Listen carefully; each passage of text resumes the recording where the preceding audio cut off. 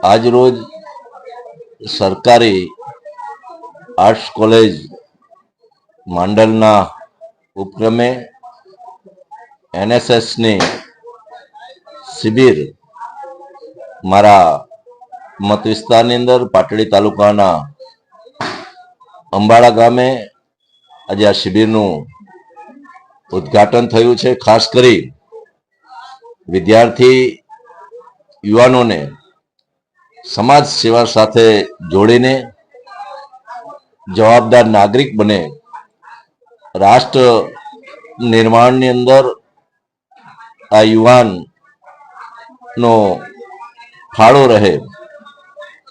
હું નહીં તમે એટલે કે પોતા માટે નહીં પણ સમાજ માટે જીવા માટેના સંકલ્પના સાથે આ એનએસએસનો જે હેતુ છે એ હેતુ સાચા અર્થમાં સાર્થક થાય એ માટેની આ અઠવાડિક શિબિરનું આજે ઉદ્ઘાટન સત્ર અંબાડા ગામે હતું।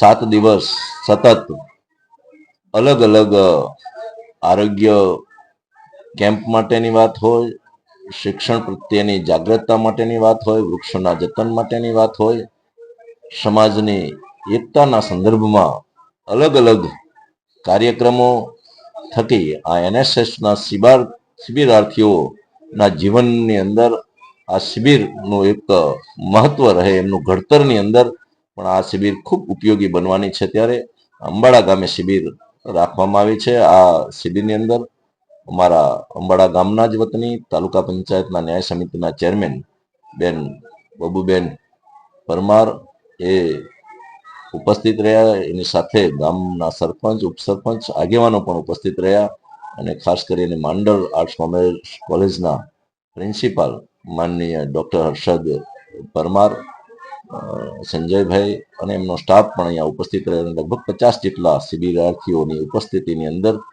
કાર્યક્રમ સંપન્ન થયો। આ શિબિર સફળ થાય એના માટેની હું શુભેચ્છા પાઠવું છું। આભાર। સરકારી વિનયન કોલેજ માંડલના એનએસએસ યુનિટ દ્વારા આજે અંબાડા મુકામે પ્રથમ એનએસએસ વાર્ષિક શિબિરનું ઉદ્ઘાટન યોજવામાં આવ્યું। આ એનએસએસ શિબિરમાં 50 વિદ્યાર્થીઓ અને પ્રોગ્રામ ઓફિસર તરીકે પ્રોફેસર ડોક્ટર સંજય પટેલ સાહેબ જોડાયા છે।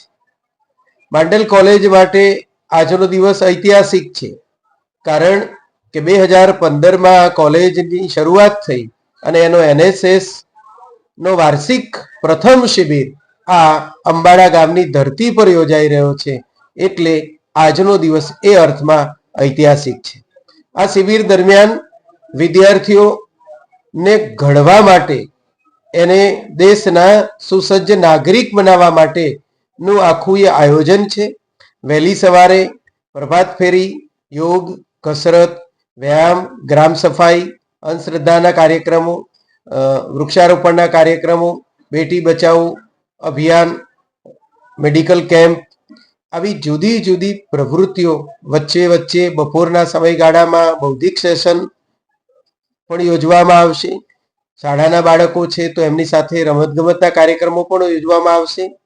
ખાસ કરીને આ શિબિર દ્વારા વિદ્યાર્થીઓમાં સહકારની ભાવના જાગૃત થાય, સંપ જાગે, એનામાં નેતૃત્વના ગુણોનો વિકાસ થાય। આ વિદ્યાર્થીને કોઈ શરમ, સંકોચ, એવું ડર થતો હોય, એનામાં ઘણી બધી આવડત હોય પણ એ વ્યક્ત ન કરી શકે, એના માટેનું આ પ્લેટફોર્મ પૂરું પાડે છે। એટલે આ એનએસએસ નો મોટો છે, નોટ મી બટ યુ, મારા માટે નહીં બીજાના માટે કશું કરવાની એવી ભાવના આના મૂળમાં રહેલી છે અને એ જ અર્થમાં આ કોલેજના વિદ્યાર્થીઓના સર્વાંગી ઘડતર માટે આ એનએસએસ શિબિર યોજાઈ રહી છે। આ એનએસએસ શિબિરના ઉદ્ઘાટન પ્રસંગે દસાડા 60 વિધાનસભાના માન્ય ધારાસભ્ય શ્રી પી.કે. પરમાર સાહેબ ઉપસ્થિત રહ્યા। આજ ગામના વતની અને સામાજિક ન્યાય સમિતિના ચેરમેન શ્રીમતી બબુબેન પરમાર પણ ઉપસ્થિત રહ્યા।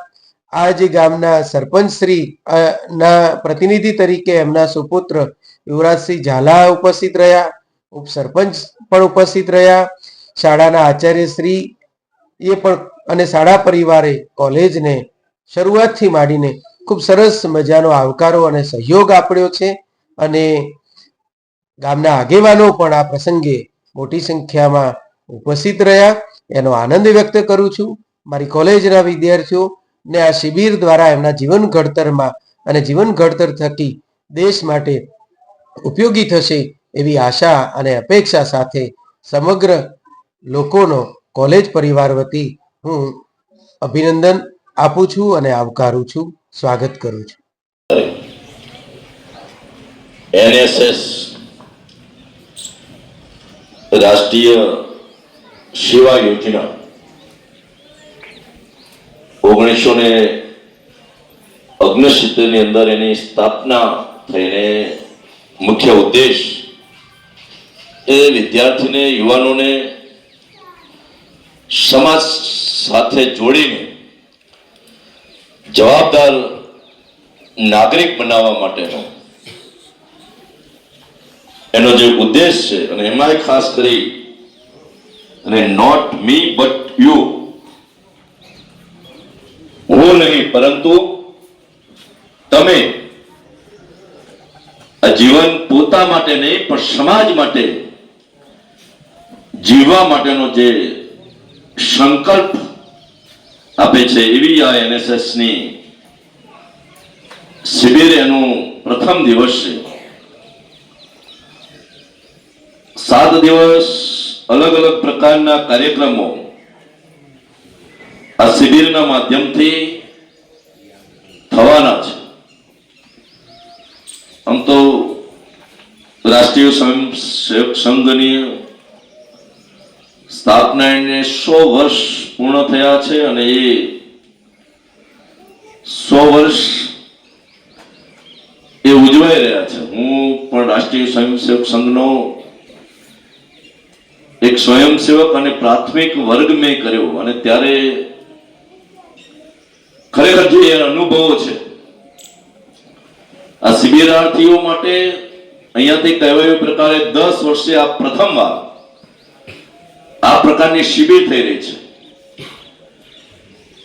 જે તમને અનુભવ મળવાનો છે એ તમારા જીવન ઘડતર માટે ખૂબ ઉપયોગી બનવાનો છે. તો કે મેં સંઘનો પ્રાથમિક વર્ગ કર્યો અને ત્યારે સવારમાં વહેલા 4:30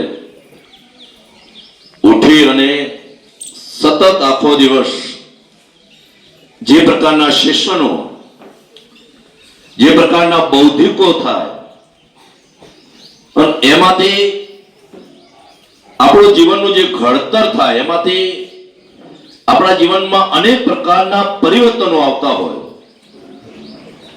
આ એનએસએસ શિબિરના માધ્યમથી તમામ શિબિરાર્થીઓ એને 7 દિવસના જે અનુભવો થશે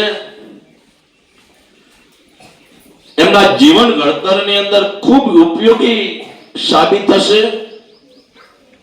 એ વાસ્તવિક સ્થિતિ ગામમાં જઈ અને જે પ્રકારના કાર્યક્રમો અહીંયાથી ગોઠવાયા છે એ પ્રભાત ફેરીથી શરૂ કરી અને બાબત હોય, વૃક્ષોના જતન કરવા માટેના વિષયો હોય, ધાર્મિક અને સામાજિક જે સ્થાનો છે એની મુલાકાત હોય, આરોગ્ય કેમ્પ થકી એ સેવા કાર્યની અંદર જોતરાવાની બાબત હોય, આ તમામ બાબતો છે એ નિયત શિડ્યુલ મુજબ આ શિબિરની અંદર એના કાર્યક્રમો સમય સાથે જોડીને જે કાર્યક્રમો થવાના છે, ખાસ કરી આ કાર્યક્રમ શિબિર એનાથી તમારા અંદર નેતૃત્વના ગુણ અને અનુશાસન કેવા પ્રકારે હોવું જોઈએ એ પણ તમારા જીવન ઘડતરની અંદર ખૂબ ઉપયોગી થવાનું છે.